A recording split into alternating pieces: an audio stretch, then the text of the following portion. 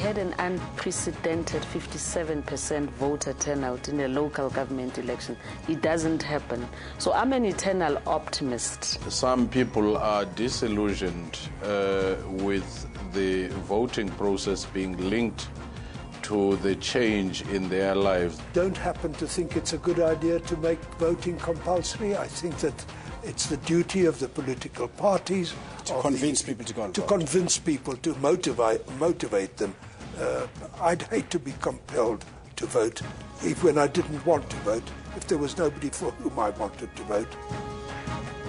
That's Rights and Recourse, Sundays 2 p.m. on SABC News.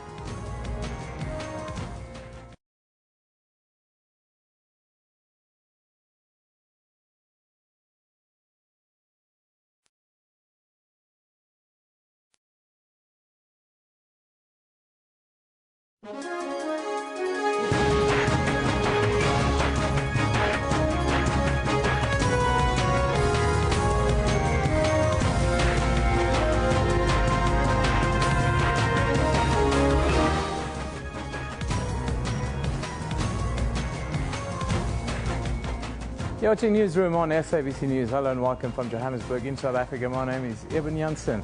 We're streaming live on YouTube as we speak, and we will be doing so for the next hour.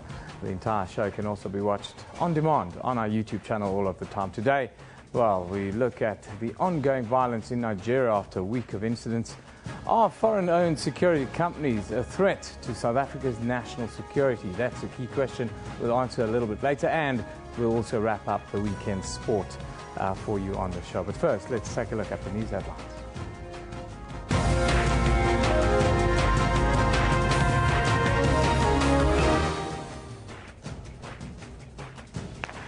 The country's major platinum producers will take their latest wage offer directly to the mine workers after talks to end the 13-week-old strike failed again late yesterday. The trade union AMCU rejected the employers' latest offer to increase wages to 12,500 rand over 5 years by increasing benefits and allowances. The strike has now cost the three companies and the striking workers 21 billion rand in revenue and wages. The parliamentary committee set up to consider President Jacob Zuma's response to Public Protector Thuli Madonsela's report in Nkandla has been adjourned until Monday. The ANC majority on the committee requested the postponement, saying they needed time to study Zuma's response to Madonsela as well as a full report. And Public Protector Thuli Madonsela says Time magazine's naming her on its list of 100 most influential people in the world highlights the importance of her office's work in strengthening democracy. She says the announcement has taken her by surprise, adding that she's humbled that the modest efforts of her office are being recognized at home and elsewhere in the world.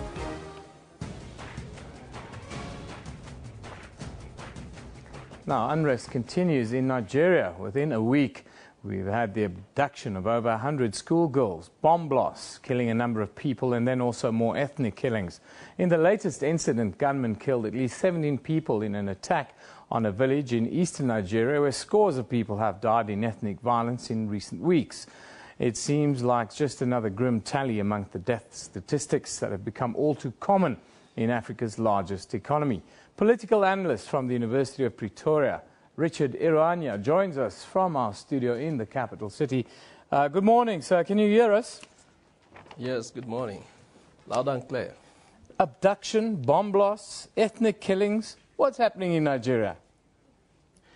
Well, if we should look at the classification of political violence, one will, of course, obviously argue that Nigeria is now in a situation of war, since the violence has claimed over 1,000 lives. And at the moment, even the federal government has also confirmed that the country is in a situation of warfare. And if the situation continues the way it is, it may eventually lead the country into a more catastrophic situation. So we are actually witnessing the beginning of war in Nigeria. You talk about the war. Can you just point out the protagonists in this war and maybe give us a little bit of background and insight into Boko Haram and their activities in Nigeria? You know, the Boko Haram issue started in 2002 under Muhammad Ali, and who was killed in 2003. And in 2004, it came under the leadership of Mohammed Yusuf, and who was incidentally killed in 2009. And since then, the movement has been led by Abubakar Shekau, who is a very someone that the federal government has not been able to track, although there are rumors that he has been killed. But in my view, Boko Haram is a calculated political strategy by some disgruntled politicians from the northern region, and who want to dislodge Jonathan Goodluck's government. And of course, they promised him before the election that they will make the country ungovernable for him if he won the presidential election. And we are witnessing that these individuals are carrying out their promise, to the letter. And the government has not actually done much, apart from engaging few individuals, arresting few individuals who eventually have not been tried. And we need to see the government being more determined, to arrest the situation. But that does not seem to be the case to me as it is. Why is it the case, though, and what do you expect the government now to do as they supposedly step up this campaign against terror? Well, they need to show more resolve. There needs to be sufficient political will to prosecute the sponsors of this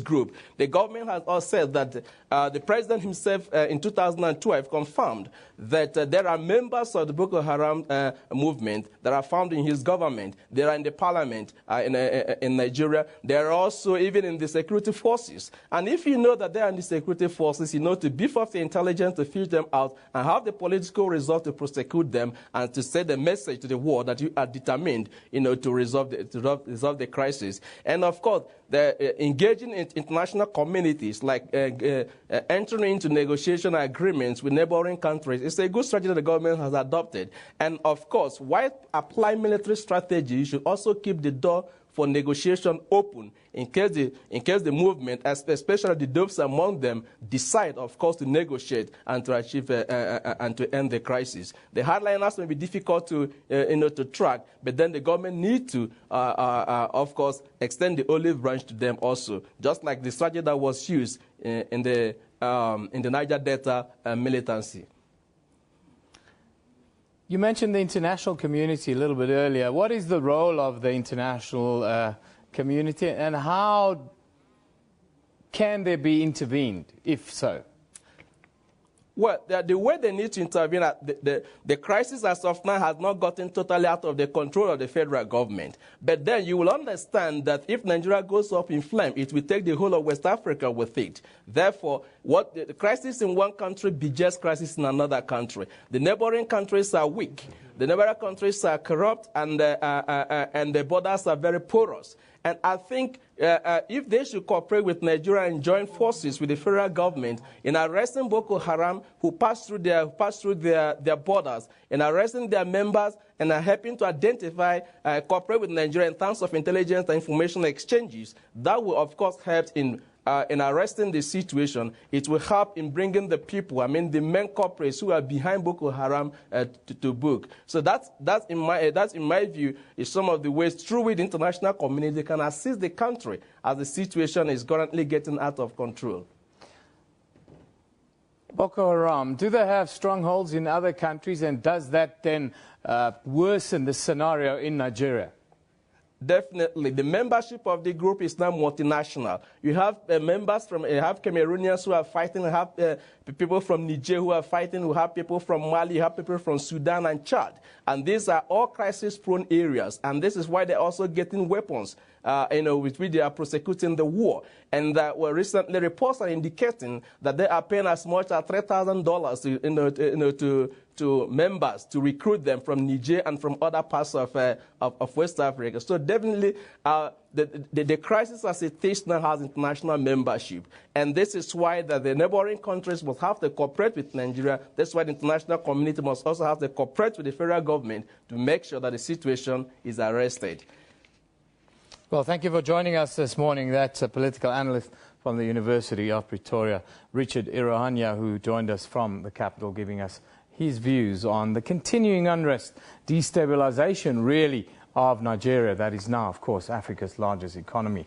The road death toll over the Easter long weekend dropped from 241 last year to 193 this year, according to the preliminary figures released by the Minister of Transport, DPO Peters, earlier this week. Peters conceded that the poor state of roads in some parts of the country has contributed to the death toll. Even though this is good news, does it mean that we are winning this war? Are we getting somewhere in curbing carnage on our roads? And if so, how are we doing it? Well, we are joined by the Road Traffic Management Corporation's Gilberto Martins this morning. Good morning, and thank you for joining us, Gilberto. Morning, Eben. Morning to your viewers. It's about a 20% drop in fatalities over Easter weekend. That must be heartening, one would think.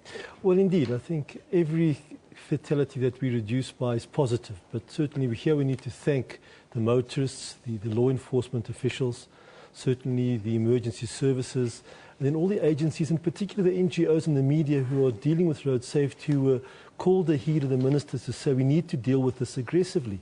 And by doing that, certainly pre the Easter campaign, we were certainly appealing to motorists, and it certainly has paid off. We have a long way to go, but it's positive when we start getting reports that people are starting to respect and certainly respond to the call about how to operate on our roads. So the campaigns that we're running are bearing fruit, and isn't that maybe an indicator that we should look at this all year round? Yes, no, we should not ever say that road safety is an event. And Minister is clear, it's 365 days of the year. So the attitude that prevailed over Easter, we need to do it first of all as drivers, and then certainly as law enforcement. So we will certainly continue with the law enforcement, with the visibility, with the roadblocks, checking of vehicles and drivers to ensure that the gains that we've got now we can't lose. We should really build on them as we go forward. Do South Africans behave better on the roads when they see police and traffic officers periodically? I don't think it's South Africa. I think it's everywhere where there's law enforcement and there's a visibility of it. Very quickly a person will adapt to ensure that they're not transgressing the law. And this is a culture which one's got to break and say, look, we've got to certainly obey the law, whether there's an officer there or not.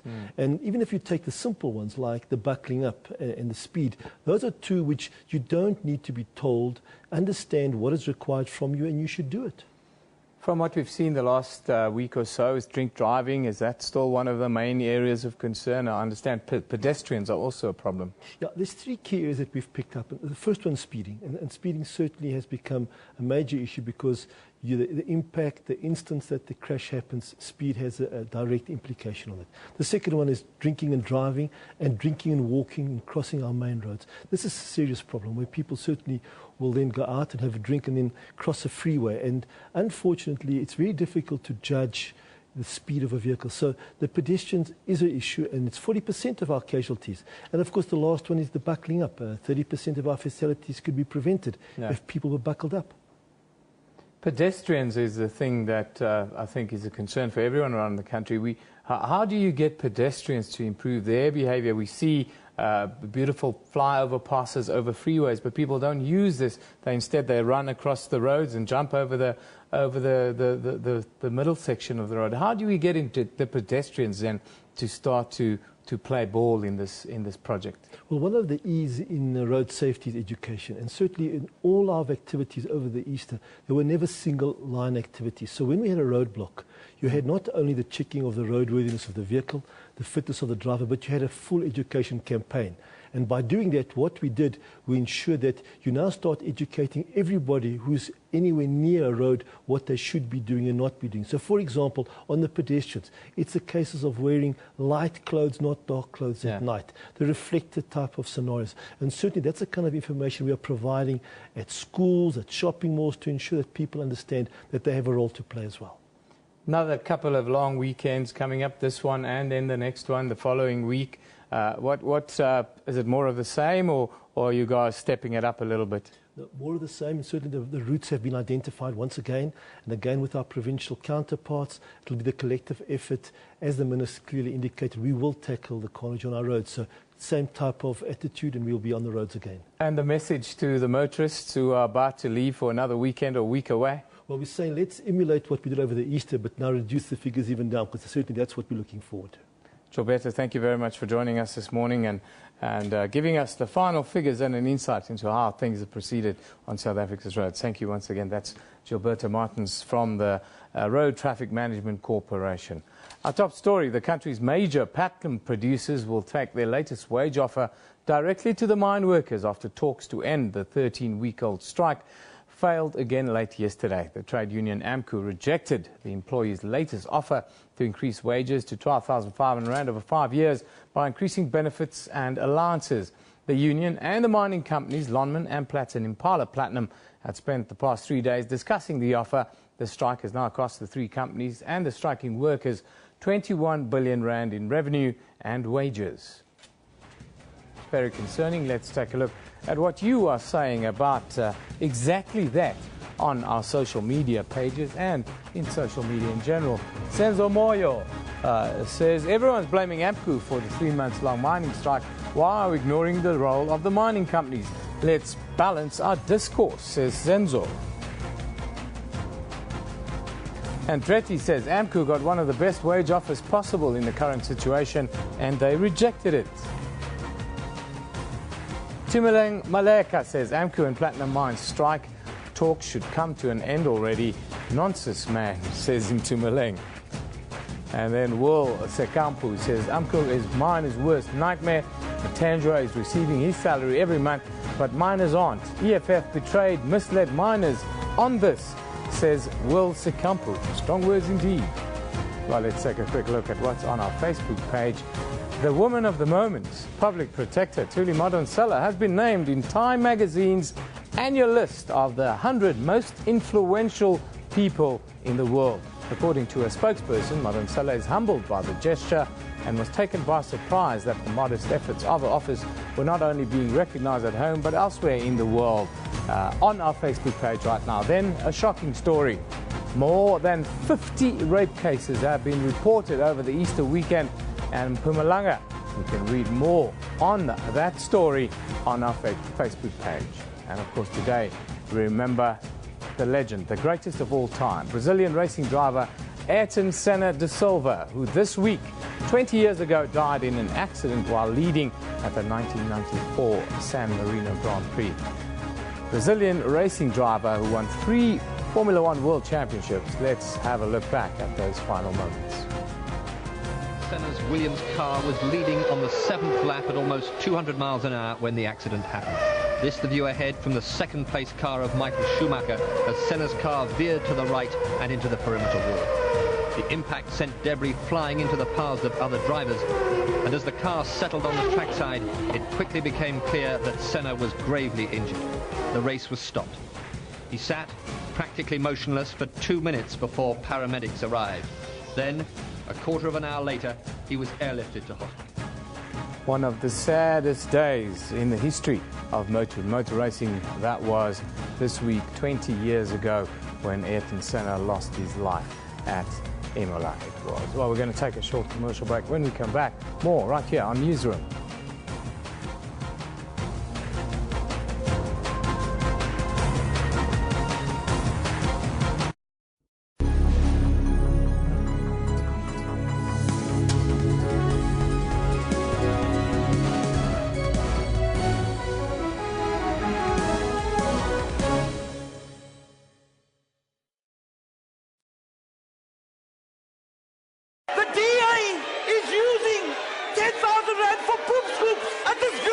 They found that Cape Town is the best run metro in the whole of the country. What steps will you take to protect communities from the kind of police brutality? When I am the mayor, I won't take the R1 million salary. You guys all look the same.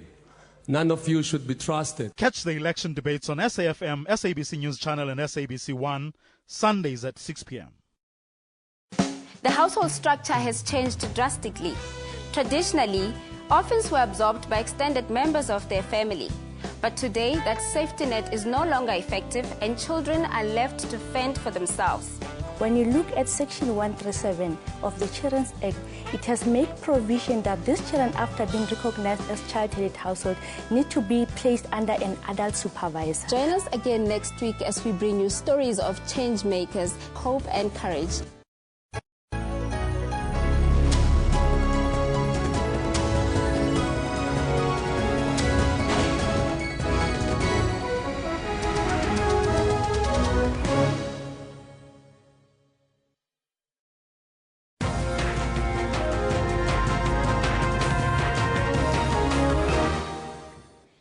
Welcome back. You're with Newsroom on SABC News. Recently, the Minister of Police, Nathi Mthethwa, said that foreign-owned security companies are a security threat to South Africa's national security. This came after the proposed private security industry regulation amendment bill was passed by Parliament, following a last-minute inclusion of the limitation on foreign ownership clause for private security firms. If the bill becomes law, these companies need to sell 51% of their businesses to South Africans. To talk about this, we are joined by Johan Burger in Pretoria, who is a senior researcher at the Institute for Security Studies. Good morning, Mr. Burger. Thank you for joining us. Yes, good morning. Why do you think the Minister would say foreign-owned security companies are a threat to South Africa's national security?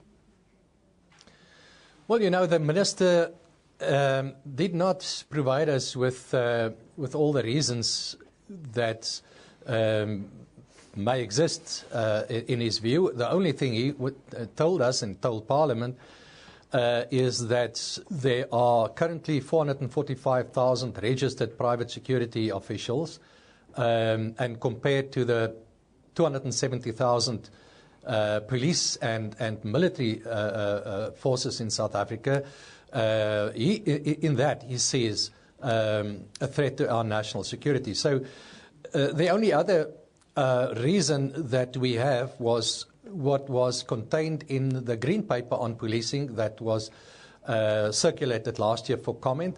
And in the Green Paper, it was argued that so many former police and military personnel who retired from the police service, who left the police service and the military, set up or joined private security companies, and in that sense, that then constitutes a threat to our national security. So we basically have those two reasons, but of course we don't think, though, that those are credible reasons.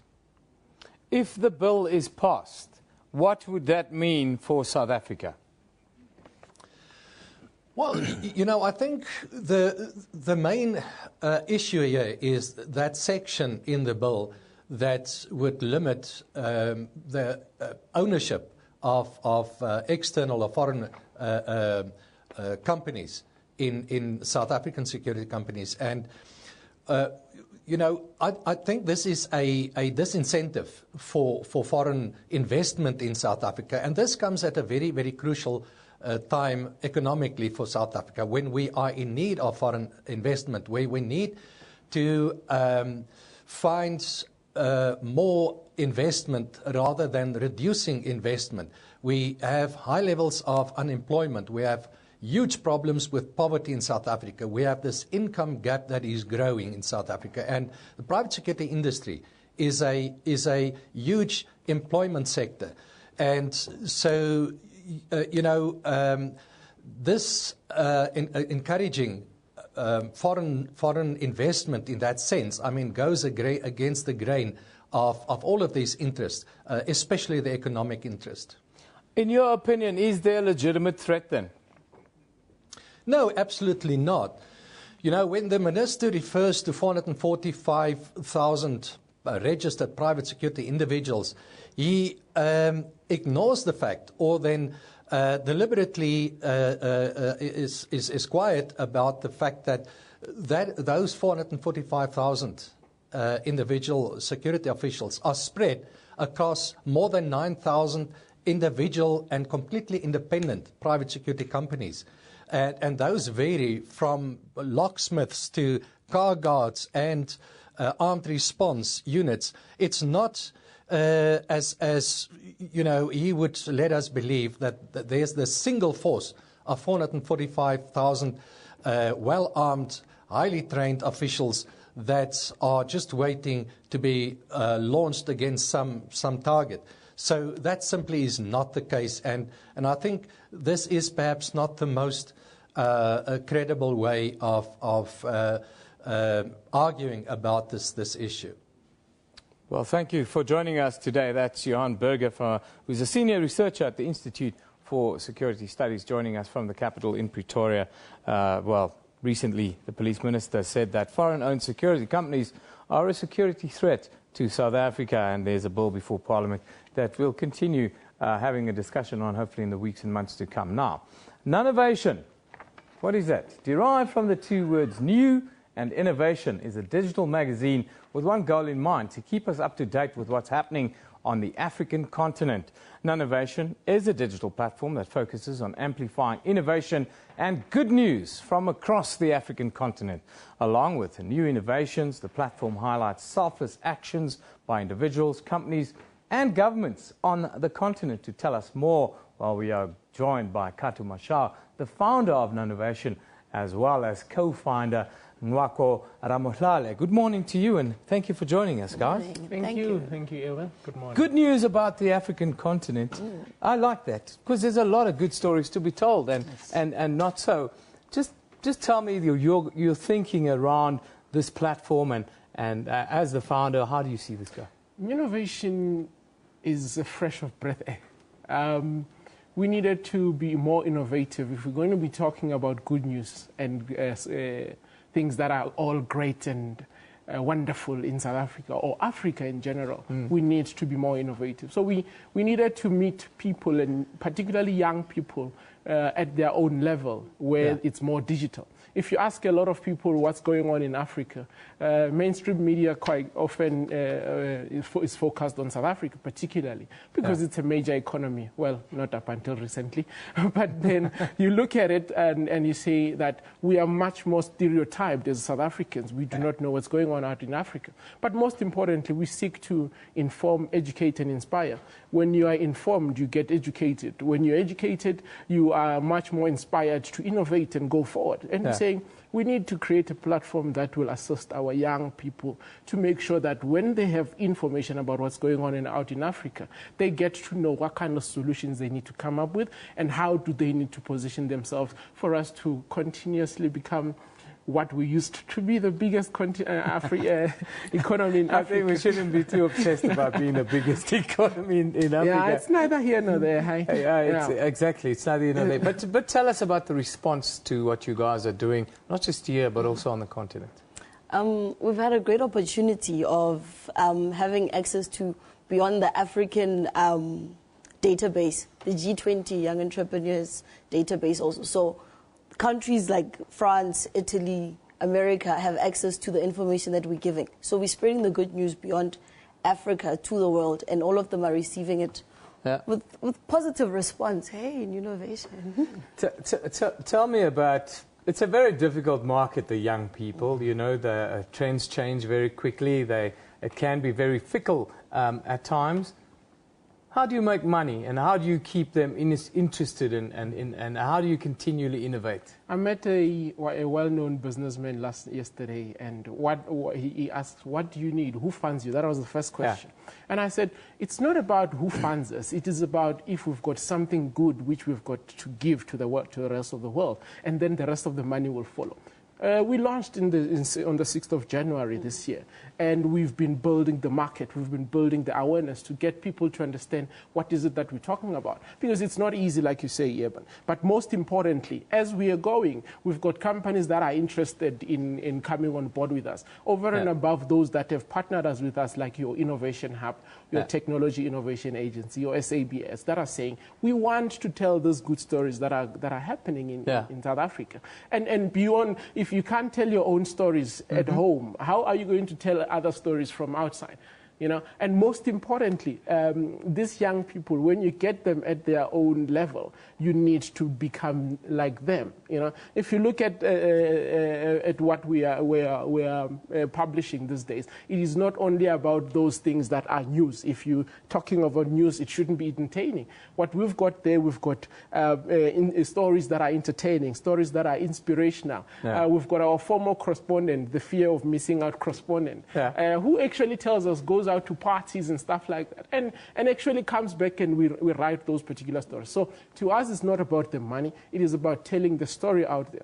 Yeah, and there are lots of good stories to tell on the continent. What are the stories that in the last couple of months have stood out for you? Just one or two. The first one was by a guy called Ludwig Marishana from Limpopo. He created dry bath. So instead of going into the shower, you can just put the gel all over your body and it cleans up the germs. But for me, it was beyond that. It was a matter of, in Africa, a lot of people don't have access to water. Yeah. So bathing is a luxury for them. Yeah. So if they have access to this, if guys in the military have access to this while fighting the good fight. Yeah, as it were. Yeah. Even the Youth Employment Index, which was recently launched, to say not only do we write about things that are happening, but let us begin to advance a new thought leaders, new thought leaders that can come out. Recently, the Innovation Hub launched the Thought Leaders Initiative, which says how best can we be able to, as young people, bring about new thinking going forward. Now, the Youth Employment Index encompasses all of that and say, when you're bringing in interns inside your company, how do we measure and how do we value what the contribution that you're giving to those young people? And with the institutions that is coming up, Mazars, South Africa, those are the institutions that we are trying to say, tell us the good stories, tell us the good news. You know? How can people become involved with you guys? Young people, I'm saying. Okay, we're a social media integrated platform. So on Twitter, on Facebook, on our website, the name remains Newnovation. So if anyone has anything to say, you can even email us at sayitloud@newnovation.com, and we'll definitely get in touch. And it's Newnovation. Newnovation. Yeah. New innovation. I said non-novation, but there's a thing new on it. Innovation. It's the inclination. Just to wrap it up, Eben, we want to make sure that we're not only getting stories from mainstream journalists, but we want communities to actually submit their stories and say, here's a good story. I mean, you don't have to wait for Times Magazine to come up and tell you that Thuli is good. We all know that she's doing a good job. But most importantly, let us tell the stories of our own stories from our own perspective, and not just leave it to the rest of the world to tell it for us. Fantastic, guys. You're doing great work, and you know, at the SABC, we have a mandate to tell the good news, and it's nice to have you guys with us to spread the good news about what's positive about where we live. Thank you. Thank you very much. That's the team from Newnovation, not Nonnovation, Newnovation. You can get them online. You can access them on social media. Talking about that, let's take a quick look at what you are talking about on social media at the moment. It's been AMCU. It's been, Oscar has been given a break so far. It's Thuli Madonsela. For me, as an African man, she brings new meaning to the word woman. Salute, says Stephen. Zweli says, hi. I think high five to Thuli Madonsela and my favorite babe for making it to Times Magazine. Top 100 influential people. Yes, Fezi says, our girl Thuli Madonsela made it to the list, y'all. And then Smanga says, congratulations to Ma'am Thuli Madonsela for New York Times 2014 Top 100 Most it's not New York Times, Time Magazine. There's the cover, just for the record. Get it right. Now, snow continues to fall in parts of the Eastern Cape. The South African Weather Service has also warned that heavy rain is expected over the eastern half of that province. Heavier snowfalls are also expected over the KwaZulu-Natal, Drakensberg, with even more snow over the Eastern Cape, Drakensberg, and then parts of Lesotho. Let's have a look at some of the pictures that Hugh have sent in.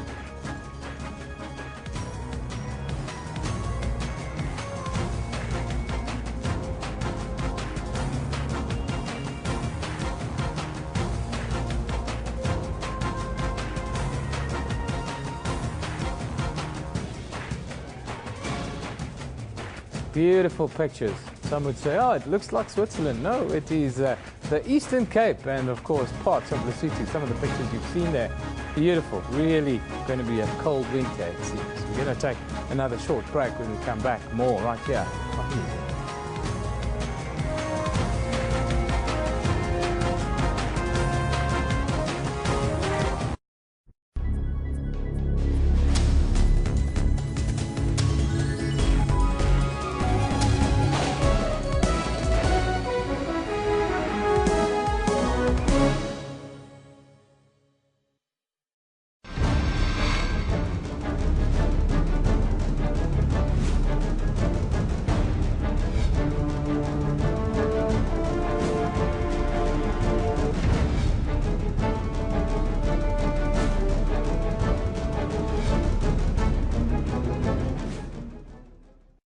Why is it that we spend more on education but get less in return? I would like him to tell us about what they have done in Khayelitsha. The pass rate at schools serving poor communities has gone up from 57% to 73%. We have children in our school at grade 9 who cannot read, and that must be a severe indictment on both parties. What we should be focusing on is how to remedy the situation. Catch the election debates on SAFM, SABC News Channel and SABC 1, Sundays at 6 p.m.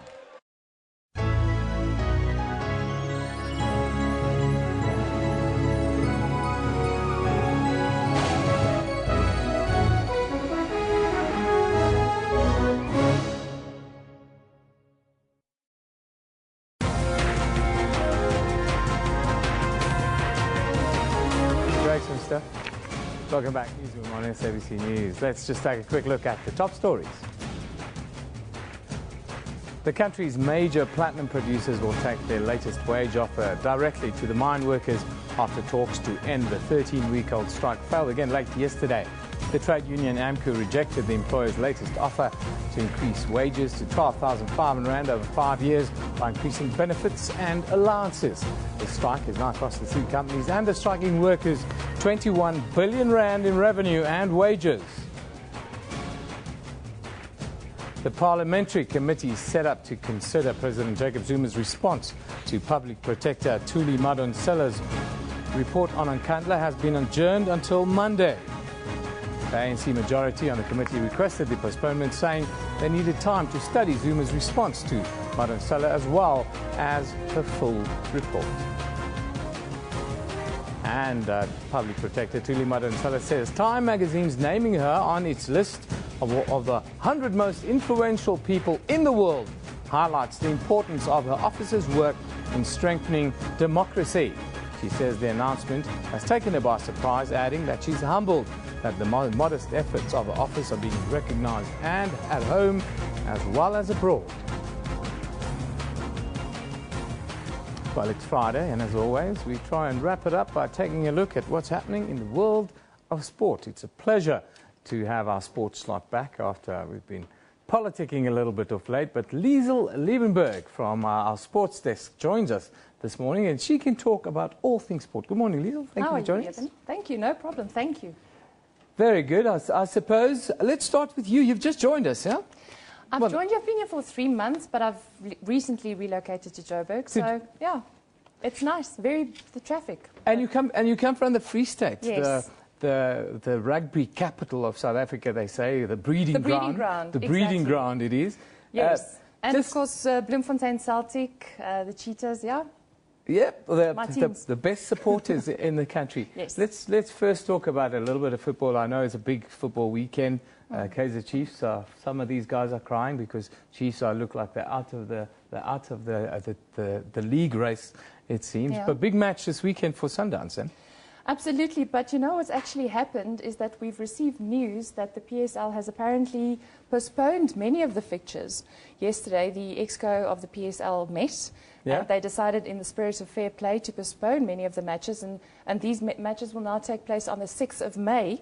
So the only matches that are going ahead this weekend, Eben, are Orlando Pirates, Platinum Stars, and Free State Stars and Mpumalanga Black Aces. So yeah, everyone will have to wait and see what Sundowns... Look, they had a bye in any case.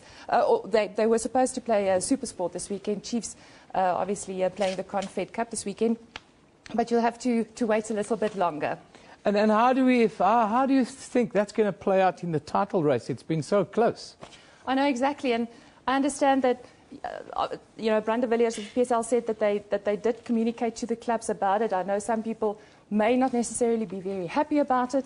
But we'll see. Yeah, it's basically, I think it's going to be very tough for Chiefs to come back from this one. First time in 7 years, if Sundowns managed to win this, and I know lots of people are looking forward to that, and others are very sad about it. So we'll have to see. But it's tight. But the top three, we have the top three in any case. Yeah, it's going to be tough. I want to move abroad because of the league that's catching everyone's eye this year is the English Premier League.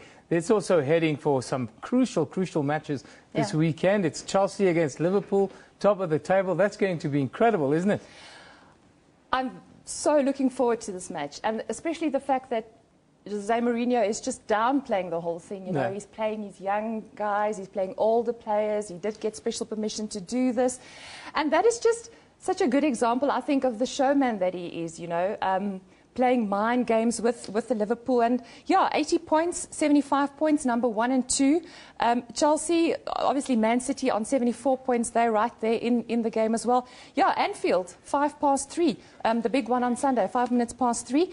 Also, what would be interesting for me is to see how Manchester United is going to do against Norwich City, which is happening at Old Trafford on Saturday. Saturday, 6:30. So I would genuinely like to see, because you know that the class of 92, you know, has now been brought in to assist there after all the drama over the week. But no, it's a big thing for Liverpool fans. I've been listening to them forever for the last month or so. Very bullish about winning the title, first time after 24 years. It's going to be immense for them. But are the Liverpool fans, because of the fact that they're so long-suffering, are they a little bit harsher than other fans, you find? I suppose they are. I know about long-suffering in terms of getting trophies and cups.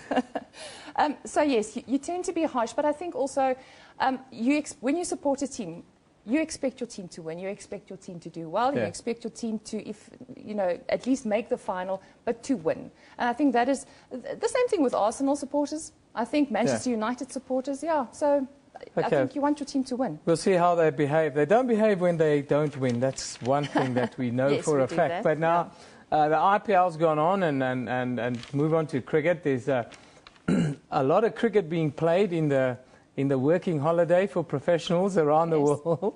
But the South Africans are doing fantastically well, aren't they? Yes, they are. Last night, Jacques Kallis was very, very good for the Kolkata Knight Riders, 43 or 42. His innings included 2 4s and a 6.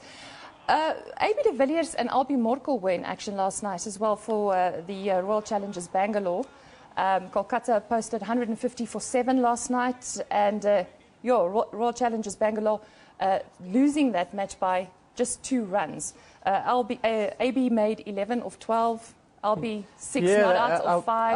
I watched the end of the game, and it was quite sad that there was almost a little bit of a choke at the end of it. They needed 9 of the last over, and AB and Albie couldn't get the job done. No, which everyone's like, they choked again, But I mean, this is RPL cricket, it's a bit different, isn't it? But did you know that Morne Morkel received an official reprimand after the match? Is it? What Apparently, using insulting language.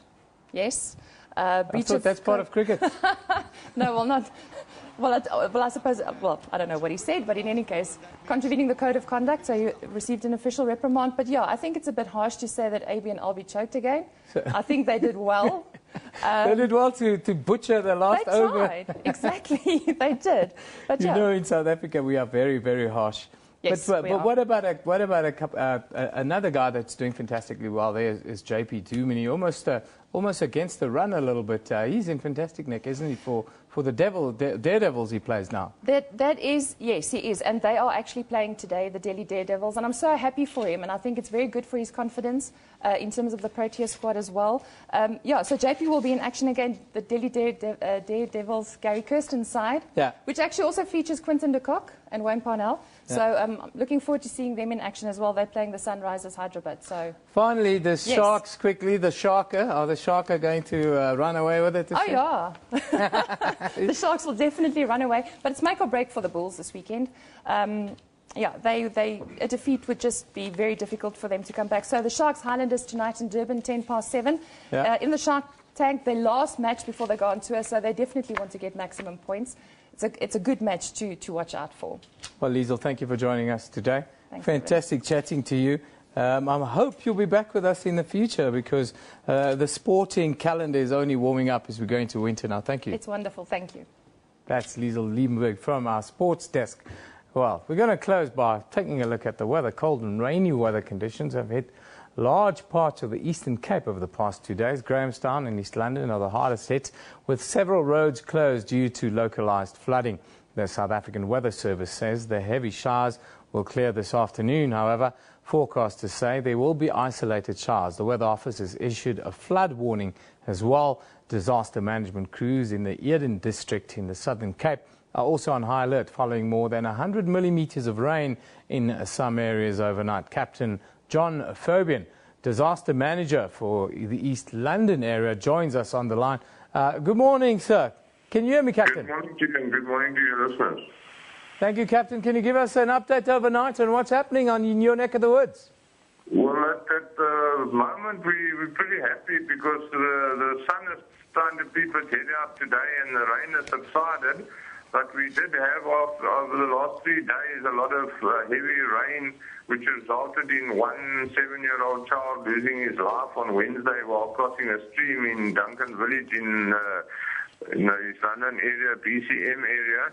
And then we've had a lot of road closures that have since opened, because of localized flooding, blocked drains, that type of thing, and a couple of rock falls on the national roads like the N2 in car cuttings, etc. And people that were also moved by Buffalo City Metro from Scenery Park and Toilet City in Duncan Village, Gompo area to halls because of the localized flooding. What are the worst affected areas then, and how have you managed to help the people in those areas? Well, at the stage was more or less East London along the coast was the worst, being the various roads, as I said, with blocked drains and filling up and the roads being washed there. And then Gompo, Scenery Park, those low-lying areas, Tapoon in the Vulindlela area and Haven Hills and those areas.